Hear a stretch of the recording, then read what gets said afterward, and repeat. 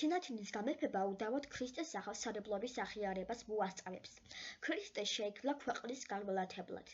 სლავდის ამ ქვეყნად ვარ, ქვეყნის ლათელი ვარ.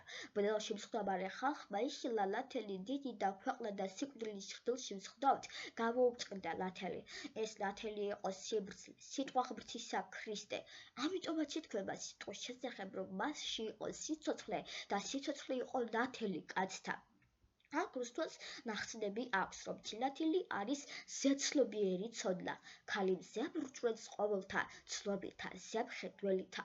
თინათინის მეფე წარდგენისას ლათქვამია, რომ თინათილს სახესე ლათელი ეფილა, რაც მსგავსია ქრისტეს ხილვის მიერი ლათებისა.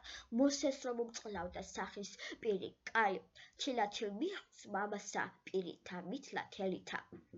ამიტომაც უთხრეს ქება სხვაგლით სხვათა, დალოცეს და მეფე დასვეს, ქება უთხრეს სხვაგლით სხვათა.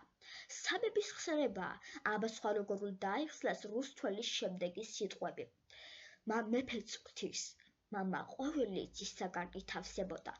იგივეა, რაც მამა ჩემშია და მე ვარ მამაში.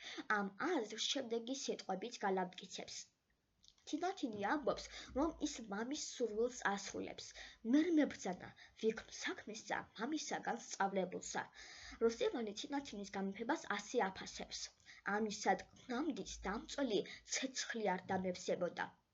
ანუ სანამდე როსტევანი ამ საქმეს არ გააკეთებდა, მანამდე ვერ დაწყნარდებოდა. თხრობის მიხედვით როსტევანს არანაირი გასაჭირი არ ადგას, რომ თინათინის გამეფებას ჩქარობდეს. სხვა რა დამწველი იყო მისი ამ სურვილის დამაჩქარებელი, თუ არა ის, რომ ქვეყანა უნდა გაქრისტიანებულიყო. როსტევანი დარწმუნებულია თავის გადაწყვეტილებაში, რადგან როდესაც თინათინი მეფე გახდება, შესაძლებელი იქნება მიღებული იყოს ქრისტეს აღმსარებლობა.